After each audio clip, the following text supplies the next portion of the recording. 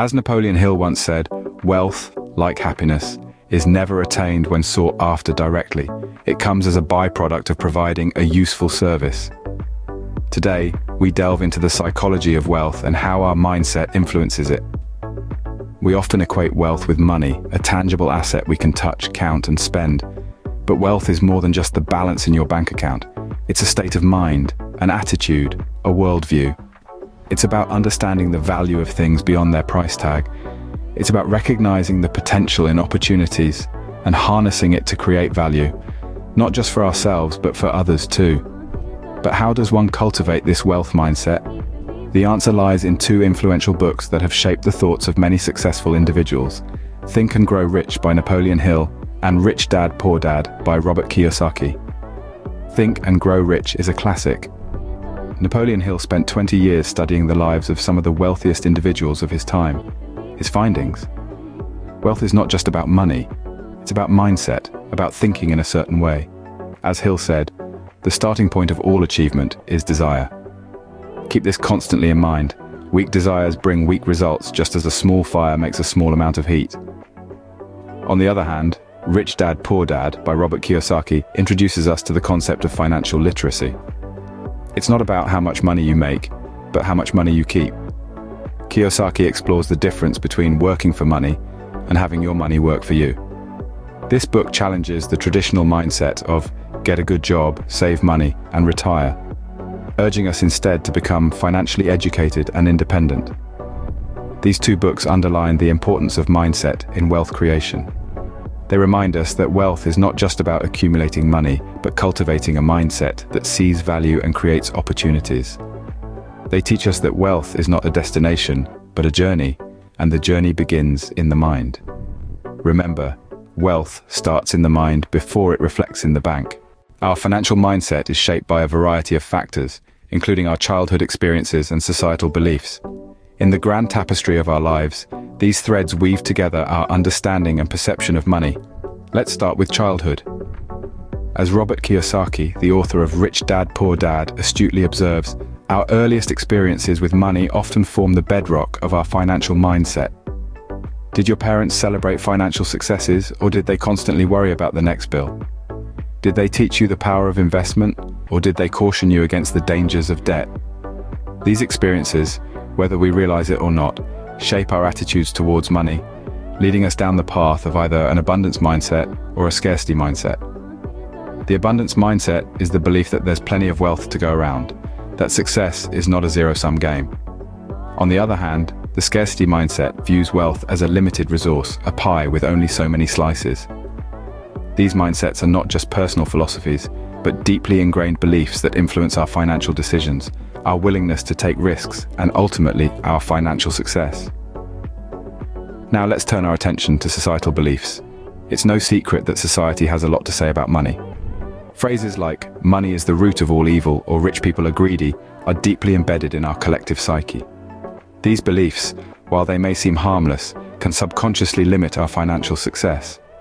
If we believe that wealth equates to greed, we might subconsciously sabotage our own financial growth to avoid being seen as greedy. As George S. Clason, author of The Richest Man in Babylon, once wrote, our acts can be no wiser than our thoughts. Our thinking can be no wiser than our understanding. To change our financial future, we must first understand these ingrained beliefs, challenge them, and replace them with healthier, more empowering beliefs about money. The first step to changing our financial future is understanding and challenging these ingrained beliefs. An abundance mindset, as opposed to a scarcity mindset, can be the key to unlocking financial success. This is a concept that's been around for quite some time and has been echoed by many successful individuals throughout history. But what does it really mean? Well, let's dive into the world of Napoleon Hill, the author of the classic self-help book, Think and Grow Rich. Hill asserts that the mind is so powerful that it can turn thoughts into realities. He believed that if you can conceive it and believe it, you can achieve it. This is the essence of an abundance mindset, the belief that there's plenty out there for everyone. Imagine a pie, if you will. A scarcity mindset sees that pie as finite. If someone gets a large slice, that means less for everyone else. But an abundance mindset, it sees the pie as ever expanding. There's enough for everyone, and then some. The abundance mindset isn't just about wealth, though. It's about a rich life in all aspects: relationships, career, experience, and yes, finance. It's believing in limitless possibilities, and that by pursuing your ambitions, you're not taking away from others, but rather contributing to the expansion of the pie. When you adopt an abundance mindset, you start to see opportunities where others see obstacles.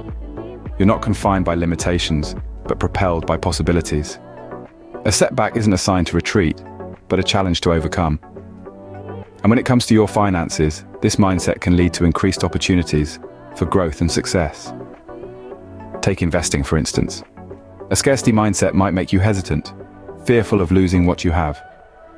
But an abundance mindset, it encourages calculated risks, understanding that to grow your wealth, you must be willing to step out of your comfort zone. Remember, our beliefs and attitudes shape our actions. As Hill said, our only limitations are those we set up in our own minds. So why not choose abundance? Why not choose to believe in the limitless potential of your own success? With an abundance mentality, you view life as full of opportunities for success, rather than limitations. Positive thinking isn't just about feeling good, it's about attracting good. The power of positive thinking extends far beyond just feeling better about your day. It has the potential to shape your financial future. A concept that has been around for centuries, yet is often overlooked, is the law of attraction. In essence, this law suggests that the energy you put out into the universe, whether positive or negative, is what you attract back into your life. This idea is beautifully encapsulated in Napoleon Hill's seminal work, Think and Grow Rich, in which he states, "Whatever the mind can conceive and believe, it can achieve." Hill argues that our thoughts have the power to shape our reality, and this includes our financial situation. When you harbor positive thoughts about money, believing in your ability to acquire wealth, you're setting yourself up to attract financial success. Now let's consider the opposite. If you constantly dwell on your financial struggles, your mind is filled with worry and doubt. This negative energy can in turn attract more financial hardship. It's a self-perpetuating cycle that can be difficult to break free from. But that's where positive thinking comes in. Think about it. When you're optimistic, you're more likely to take risks and seize opportunities which could lead to financial gains. You're more likely to invest in that promising startup or take on that challenging project at work that comes with a lucrative bonus. Positive thinking fuels a proactive and resourceful approach to wealth creation. In The Power of Positive Thinking, Norman Vincent Peale reminds us that change your thoughts and you change your world. This isn't just a feel-good mantra, it's a call to action. It's urging us to replace our negative thoughts with positive ones, to transform our mindset and in turn, our financial situation. So here's the takeaway. Positive thinking isn't just a state of mind, it's a lifestyle choice. It's a decision you make every day to focus on the good, to believe in your potential, and to take action towards your financial goals. Remember, your mindset is a magnet. If you think of blessings, you attract blessings. If you think of problems, you attract problems. Our biggest obstacle to financial success often isn't our circumstances, but our own self-limiting beliefs. Ponder that for a moment. The power to change your financial situation isn't necessarily in the hands of your employer, the economy, or your level of education. It's nestled right there in your mind, tucked away behind the self-imposed barriers of doubt, fear, and negative thinking. Now let's delve into the world of Rich Dad, Poor Dad, a book that has become a cornerstone in the self-improvement and financial freedom genre. Robert Kiyosaki, the author, introduces us to two dads with contrasting views about money. One believed, "I can't afford it," while the other encouraged the question, "How can I afford it?" This simple shift in thinking from a self-limiting belief to a mindset of possibility is what propelled Kiyosaki towards financial success. He didn't allow the "I can't" mentality to dictate his financial journey. Instead, he chose to challenge his beliefs, to question them, and ultimately to change them. And that's the secret sauce, isn't it? The ability to identify and challenge our self-limiting beliefs. These beliefs are like invisible chains holding us back from exploring the vast landscape of financial potential. But the moment we start questioning these beliefs, we begin to loosen those chains. To quote another master of personal development, Napoleon Hill, "Whatever the mind can conceive and believe, it can achieve." That's the power we hold within us. the power to rewrite our financial narrative by overcoming the self-limiting beliefs that have kept us in a state of financial inertia. Remember, self-limiting beliefs are just that, beliefs. They are not facts. They are not definite. They are malleable and can be reshaped to serve our growth rather than our stagnation. The key to wealth isn't just about making more money, it's about breaking the chains of your limiting beliefs. So let's begin to break those chains, one belief at a time, and step into a future of financial freedom. Join us next week for part 2 of this series on financial education as we develop a money mindset that will put us on a path to become wealthy. Please like and subscribe